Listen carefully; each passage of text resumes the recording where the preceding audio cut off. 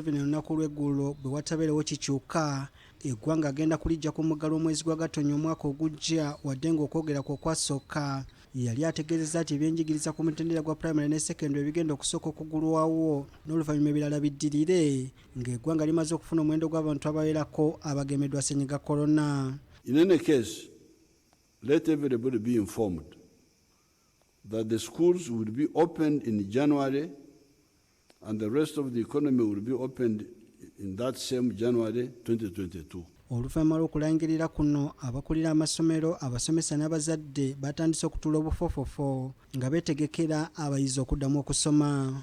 Olwaleero abakulu b'amasomero okwetooloola eggwanga ku mutendera gwa secondary bakomekereza okusunsulamu abayizi abanayingira siniya esooka n'eyokutaano nga bano bamaze ennaku nnya ku kisaawe ky'ameefuga Kololo nga balondobamu abayizi abagenda okwegatta ku masomero gaabwe. Ku mulundi guno abayizi abagenda mu siniya esooka n'eyokutaano obubonero kwe bayingirira busaliseeko olw'engeri gye bakolamu ebibuuzo by'ekibiina ekyomusanvu ne siniya eyokuna ng'amasomero bulijjo agatwala obubonero obuna ku siniya esooka gaawaliriziddwa okwongerako ku bubonero nga n'agamu agabadde gatasukka abayizi bayitidde mu first grade. Ku mulundi guno batutte n'abayitira mu yokuna ng'abasomesa batutegeezezza nga kino bwe bakikoze olw'okwagala abaana bonna okufuna akakisa akaddayo ku ssomero. Netugeeza okulabanga ne bano tugamba nti tebali non-selected nabo baba bazze ku masomero agaffe tusobola okutuula ne tulaba nga tuyinza okulaba ng'omuntu ayitawo ne tumuteeka mu sisitimu ne tugenda naye mu maaso.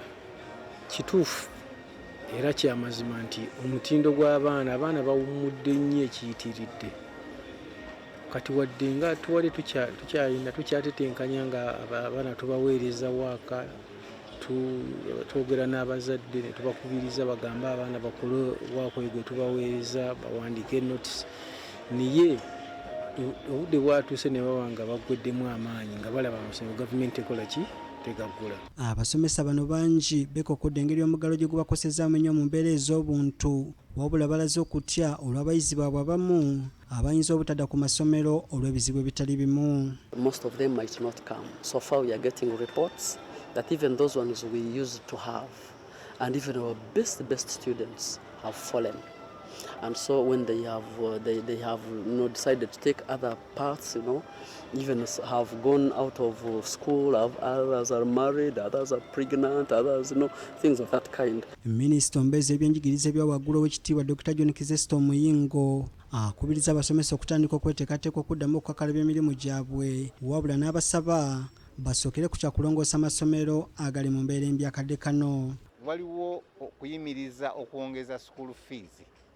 Bakulu b'amasomero njagala ekintu ekyo twabawandiikira amabaluwa mu kitwale nga nsonga nkulu nti waliwo twagiyita ban on school fees increment. Kikwasa ennaku okulaba nga headmaster gwasasula omusaala buli mwezi mu ssomero lya gavumenti naye nga takyayitayo ku ssomero takyalina wabula omusaala gujja alya buli.